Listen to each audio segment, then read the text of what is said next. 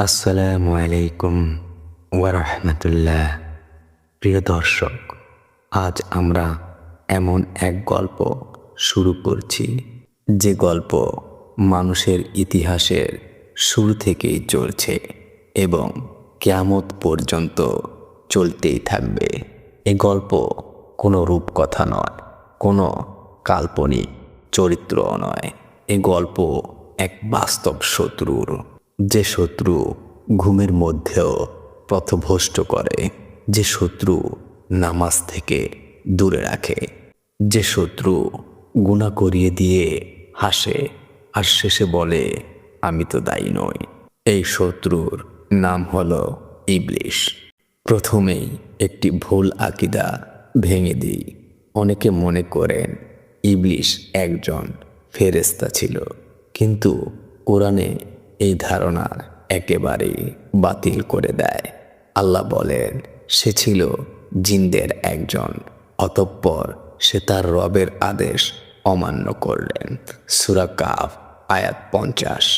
ইবলিশ ছিল জিন, সৃষ্টি হয়েছে আগুন থেকে। ফেরেশতা সৃষ্টি হয়েছে নূর থেকে, আর মানুষ সৃষ্টি হয়েছে মাটি থেকে। ওলামায়ে কেরাম বলেন ইবলিশ দীর্ঘ হাজার হাজার বছর আল্লাহর ইবাদত করেছিল। তার ইবাদতের কারণে আল্লাহ তাকে আসমানে ওঠার অনুমতি দেন। সে ফেরেশতাদের সাথে ইবাদত করত, কিন্তু সে ফেরেশতা ছিল না। ইবলিশ ইবাদত করেছিল, এত ইবাদত যে অনেক বর্ণনায় বলা হয় সে দুনিয়ার প্রতিটি স্থানে সিজদা করেছে, কিন্তু একটি গুনাহ, একটি অহংকার সব ইবাদত ধ্বংস করে দিল। রাসূলুল্লাহ সাল্লাল্লাহু আলাইহি ওয়াসাল্লাম বলেন, যার অন্তরে এক বিন্দু অহংকার থাকবে সে জান্নাতে প্রবেশ করবে না। আল্লাহ যখন আদম আলাইহিসসালামকে সৃষ্টি করলেন তখন ফেরেশতাদের আদেশ দিলেন আদমকে সেজদা করো। সবাই সেজদা করল, কিন্তু ইবলিশ অস্বীকার করল। সে বলল আমি তার চেয়েও উত্তম, আমাকে আগুন থেকে সৃষ্টি করা হয়েছে আর তাকে মাটি থেকে।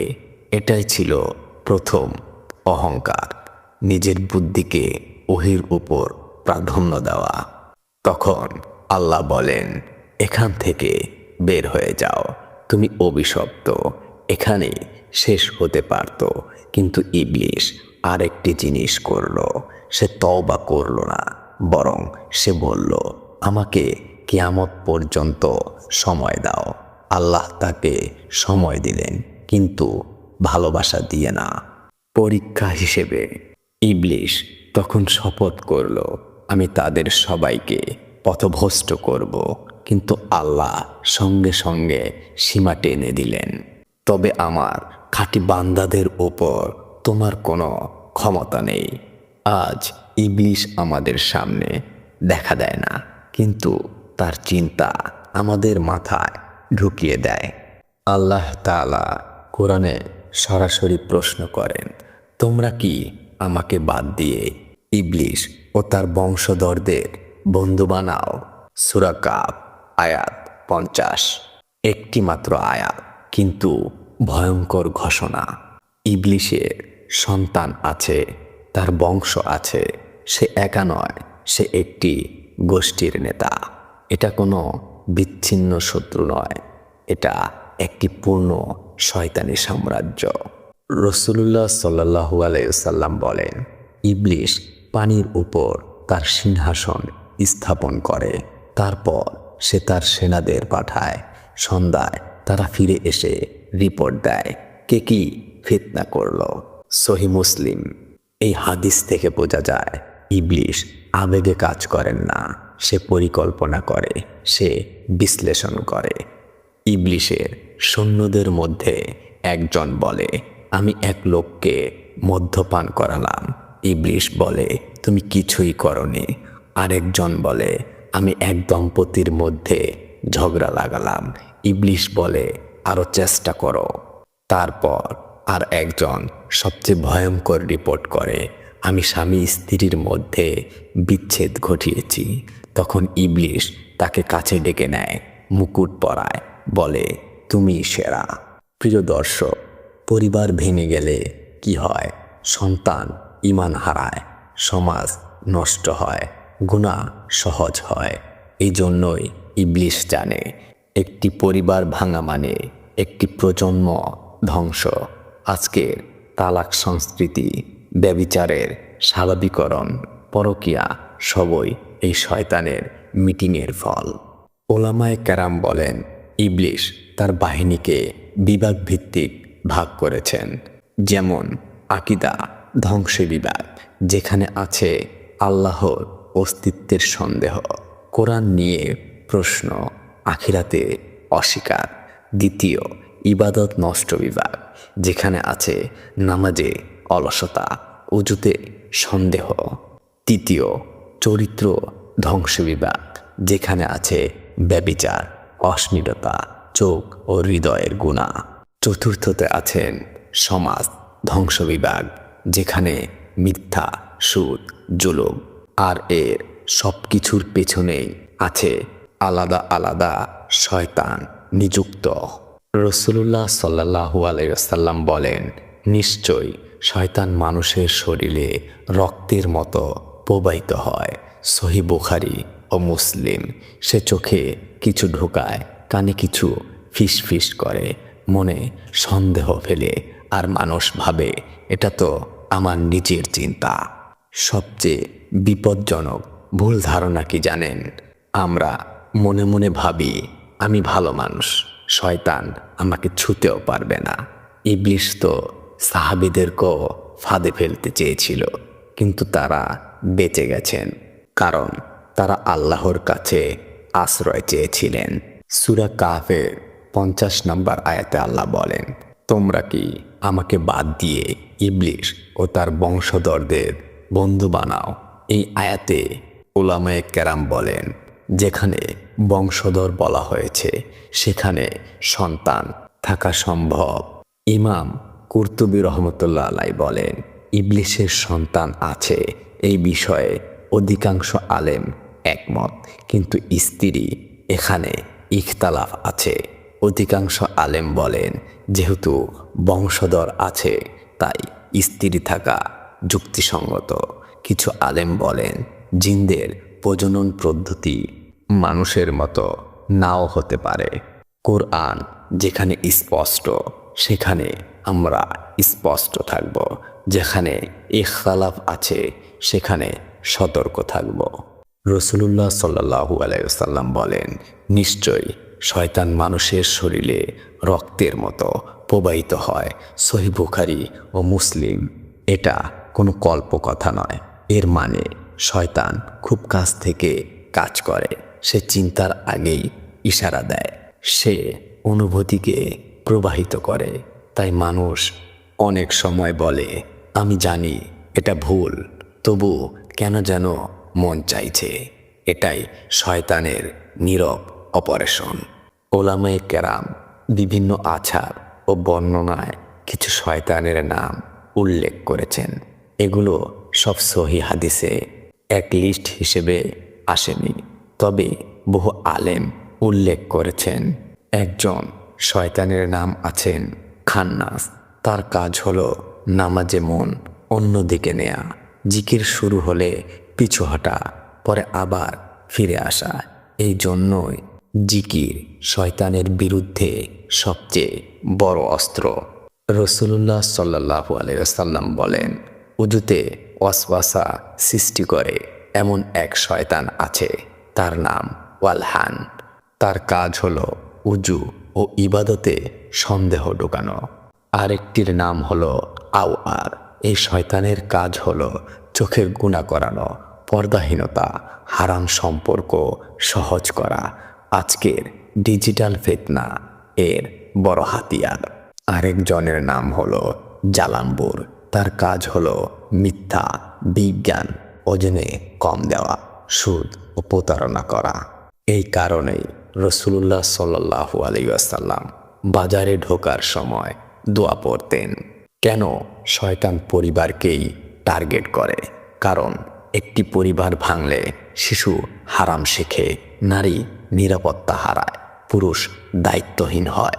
তাই শয়তানের সন্তানরা বিশেষভাবে কাজ করে বাড়ির ভেতর। শয়তান সবচেয়ে শক্তিশালী হয় রাগের সময়, একাকিত্বের সময়, হতাশার সময়, গুনাহের পর। এই সময় সে বলে, এখন তওবার দরকার নেই। আল্লাহ তাআলা বলেন, এভাবেই আমি প্রত্যেক নবীর জন্য মানুষ ও জিন শয়তানদের শত্রু বানিয়েছি। সূরা আনআম আয়াত 112। এই আয়াতটি স্পষ্ট করে দেয় শয়তান দুই প্রকার, জিনের মধ্যকার শয়তান, মানুষের মধ্যকার শয়তান। মানুষ শয়তান কেন বেশি বিপজ্জনক? কারণ সে দৃশ্যমান, সে যুক্তি দেয়, সে সুন্দর ভাষায় মিথ্যা সাজায়। জিন শয়তান ফিসফিস করে, কিন্তু মানুষ শয়তান বক্তব্য দেয়, ভিডিও বানায়, আইডিওলজি তৈরি করে। মানুষ শয়তানের প্রধান অস্ত্র হলো সব কিছুকে স্বাভাবিক করে দেখানো। যেমন হারামকে বলে এটা তো নর্মাল, ধর্মকে ব্যঙ্গ করে, যেমন হিজাব, দাড়ি, নামাজ সব নিয়েই ঠাট্টা করে। আধুনিক যুগে মানুষ শয়তানেরা কোথায়? মিডিয়া ও বিনোদনের মধ্যে, সোশ্যাল মিডিয়াতে, ভুয়া স্কলার ও বিকৃত দায়ীদের মাঝে। তারা বলে সব ধর্মই এক, ইসলাম যুগ উপযোগী হতে হবে, কিন্তু আসলে তারা চায় ইসলামকে দুর্বল করতে। মানুষ শয়তানের ভয়ঙ্কর রূপ হলো মুনাফিক। বাহিরে দেখতে মুসলিম, কিন্তু ভিতরে ইসলামের শত্রু। আল্লাহ বলেন, তারা শত্রু, তাদের থেকে সাবধান হও। নবী করিম সাল্লাল্লাহু আলাইহি ওয়াসাল্লাম মুনাফিকদের নাম জানতেন, কিন্তু উম্মার স্বার্থে প্রকাশ করেননি। মানুষ শয়তান বলে, আমি তো তোমার ভালোর জন্য বলছি, কিন্তু কিয়ামতের দিন সে বলবে, আমি তোমার কোনো দায়িত্ব নিতে পারবো না। প্রিয় দর্শক, সব শত্রু অদৃশ্য নয়, সব শয়তানের সিন থাকে না। কিছু শয়তান মানুষের ভেষ ধরেও আসতে পারে। ইবলিসের প্রধান টার্গেট হলো শিশু ও যুবকরা, কারণ তাদের ঈমান এখনো শক্ত হয়নি, আবেগ প্রবল, অভিজ্ঞতা কম, তারা অনুকরণ প্রিয়। ইবলিস জানে, আজ যদি চরিত্র নষ্ট হয়, কাল আর কোরআনের দরকার পড়বে না। রাসূলুল্লাহ সাল্লাল্লাহু আলাইহি ওয়াসাল্লাম বলেন, তোমাদের সন্তানদের নামাজে আদেশ দাও 7 বছর বয়সে। কেন এত তাড়াতাড়ি? কারণ শয়তানও তাড়াতাড়ি কাজ শুরু করে। আমাদের অজান্তে বাচ্চারা মোবাইলে কার্টুন দেখে, জাদু স্বাভাবিকতা, মা বাবাকে বোকা বানানো, নায়ক আল্লাহহীন, শিশু অবচেতনে শিখছে আল্লাহ ছাড়াও আরও শক্তি আছে। আর গেমের মাধ্যমে শেখানো হচ্ছে সহিংসতা, অবাধ্যতা, ভার্চুয়ালি আরও আছে অনেক দেবতা। ফজরের আজান বাজে, কিন্তু শিশু বলে আরেকটা লেভেল। আর এটাই হলো শয়তানের জয়। আর শিক্ষা ব্যবস্থায় আছে এক নতুন ফিতনা, আখিরাত বাদ, আল্লাহর স্মরণ নেই, শুধু ক্যারিয়ার। তরুণ ভাবে আমি সফল, আল্লাহ না থাকলেও চলবে। এটাই ইবলিসের সবচেয়ে প্রিয় চিন্তা। ইসলাম বলে আগে বিবাহ, পরে সম্পর্ক, আর শয়তান বলে আগে সম্পর্ক, পরে যা হয় হোক। আর কোরআন বলে ব্যভিচারের কাছেও যেও না। কিন্তু আজ আমরা চ্যাটিং, ভিডিও কল, গোপন সম্পর্ক সবই স্বাভাবিক বানিয়ে নিয়েছি। আরেকটা হলো নেশা ও স্বাধীনতার মিথ্যা ধারণা। নেশা শুরু হয় একবার ট্রাই করা নিয়ে। শয়তান বলে তুমি তো কন্ট্রোলেই আছো, কিন্তু ধীরে ধীরে নামাজ যায়, পরিবার যায়, ঈমান দুর্বল হয়।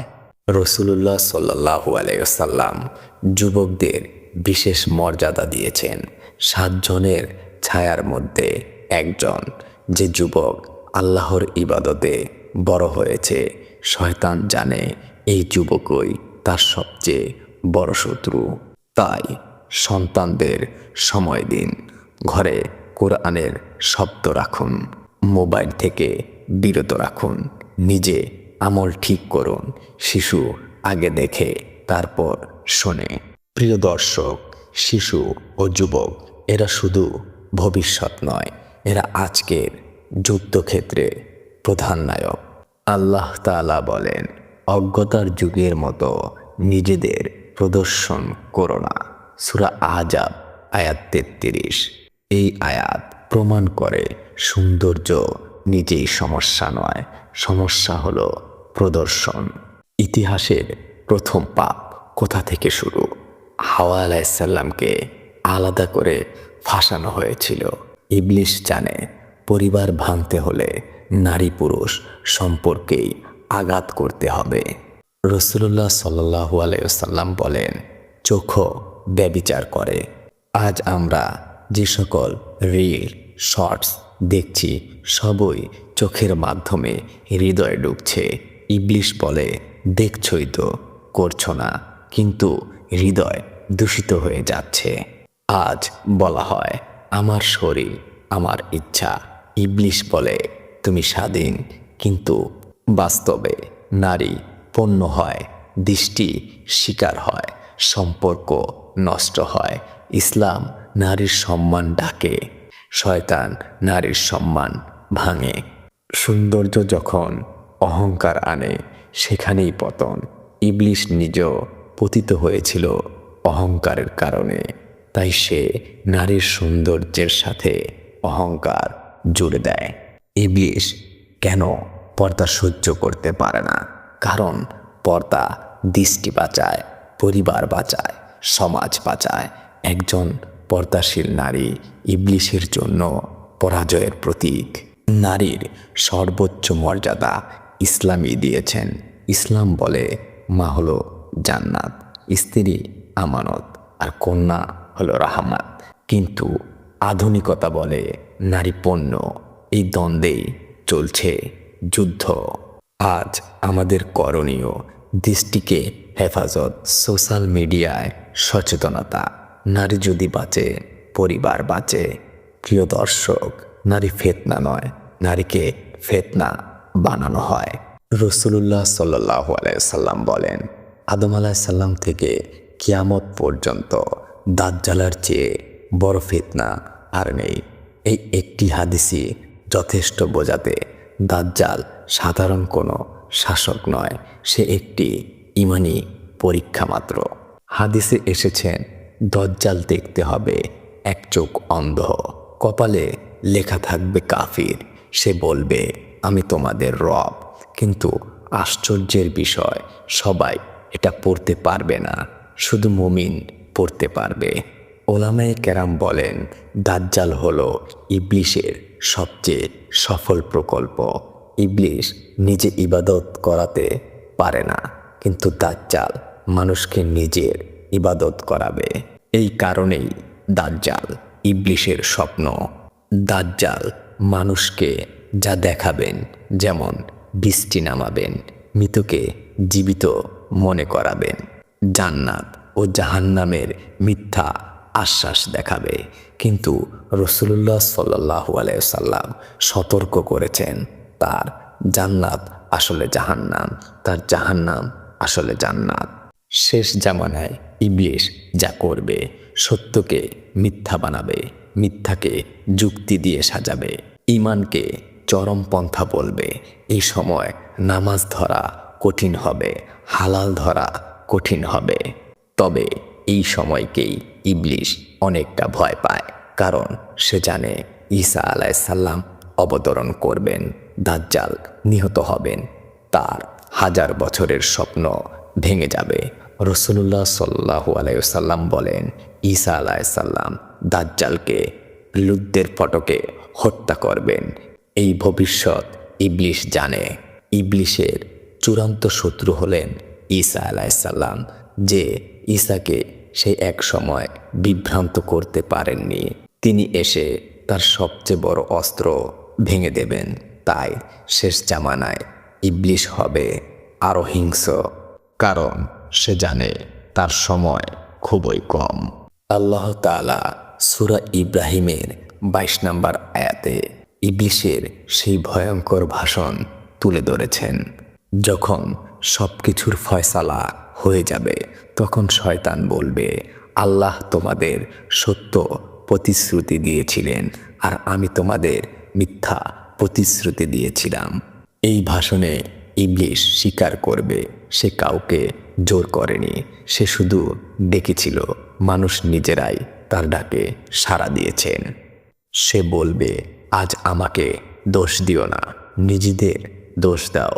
এই মুহূর্তে বন্ধুত্ব ভেঙে যাবে, নেতারা অস্বীকার করবে, অনুসারীরা কাঁদবে, কেউ কারো বোঝা নেবে না। ইবলিশ যে অহংকার নিয়ে বলেছিল আমি আগুনের, সে মাটির, আজ সেই অহংকারই তাকে টেনে নেবে জাহান্নামের গভীরে। সে চিরকাল থাকবে লাঞ্ছিত, পরাজিত, অভিশপ্ত। কিন্তু তখন মুমিনের অবস্থা কি হবে? আল্লাহ বলেন, নিশ্চয়ই আমার বান্দাদের উপর তোমার কোনো ক্ষমতা নেই। যারা তওবা করেছে, আল্লাহর উপর ভরসা রেখেছে, শয়তানের সাথে যুদ্ধ করেছে, তারা হবে বিজয়ী। প্রিয় দর্শক, এই গল্পে আমরা শুনেছি শয়তান শক্তিশালী মনে হলেও আসলে সে দুর্বল। তার সবচেয়ে বড় শক্তি আমাদের অবহেলা, আর আমাদের সবচেয়ে বড় শক্তি আল্লাহর স্মরণ। হে আল্লাহ, আমাদেরকে শয়তানের ফাঁদ থেকে হেফাজত করুন, আমাদের সন্তানদের ঈমান রক্ষা করুন, আমাদের অন্তরকে দৃঢ় করুন। আমিন।